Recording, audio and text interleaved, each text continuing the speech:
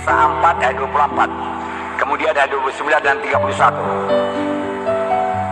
Oke, 1, 2, 3.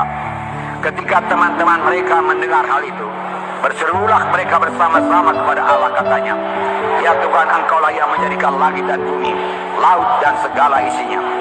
Dan ayat 29, "Dan sekarang ya Tuhan, lihatlah bagaimana mereka mengancam kami, dan berikanlah kepada hamba-hambamu keberanian untuk memberitakan firman-Mu. Ulurkanlah tangan-Mu untuk menyembuhkan orang, dan adakanlah tanda-tanda dan mujizat-mujizat oleh nama Yesus hamba-Mu yang kudus." Dan ketika mereka sedang berdoa, goyanglah tempat mereka berkumpul itu, dan mereka semua penuh dengan Roh Kudus. Lalu mereka memberitakan firman Allah dengan berani.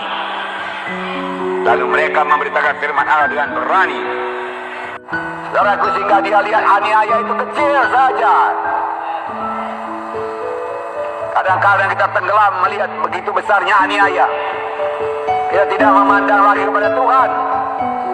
Saudara, yang kita pandang, saudaraku, aniaya, halangan-halangan. Waduh, besar kali halangan. Itu sebabnya, saudaraku, banyak kali kita kalah.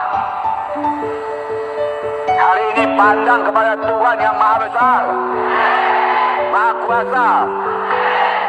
Demikian juga untuk mengatasi penyakit saudara, keberatan saudara, persoalan saudara. Saudaraku,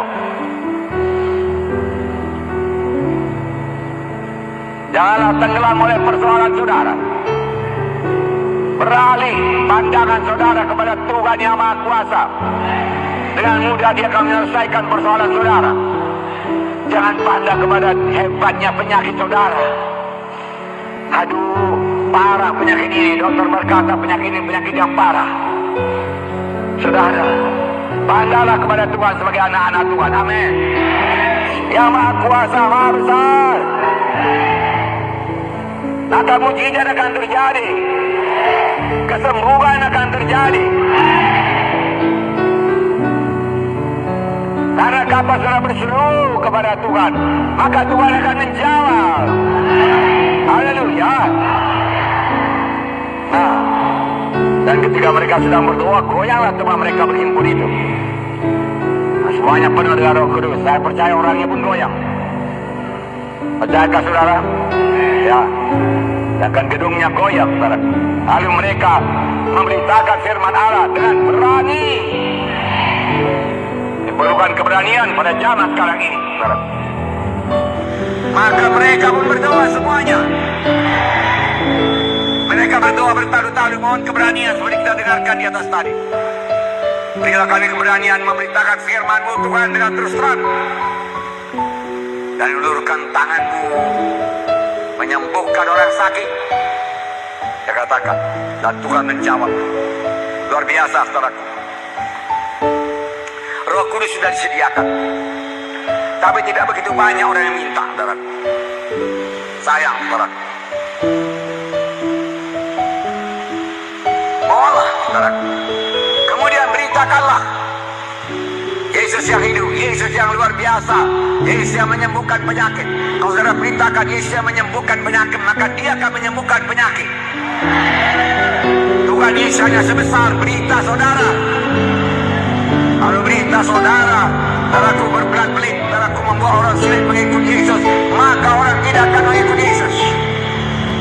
Saudara berkata dengan pasti, kamu akan sembuh, maka orang itu akan sembuh. Kamu akan keberkatan, maka orang itu akan keberkatan. Kamu bebas daripada kutuk dosa, maka mereka akan bebas daripada kutuk dosa. Amin. Nah, saudara yang kasih dalam nama Yesus, saudara beritakan Yesus sebagai El Shaddai, Jehovah Jireh, Tuhan yang mempersiapkan segalanya, Tuhan yang memberikan berkelimpahan, maka hidup berkelimpahan jadi pada jiwa-jiwa. Sekarang saya beritakan Yesus yang berkuasa, Yesus yang memberikan Roh Kudus. Jika saudara penuh dengan Roh Kudus, haleluya. Nah, saudaraku yang kasih dalam nama Yesus, jalannya yaitu mempersiapkan diri dalam doa yang sungguh-sungguh. Seperti murid-murid tadi, dia berdoa dengan sungguh-sungguh sampai kuasa Tuhan turun.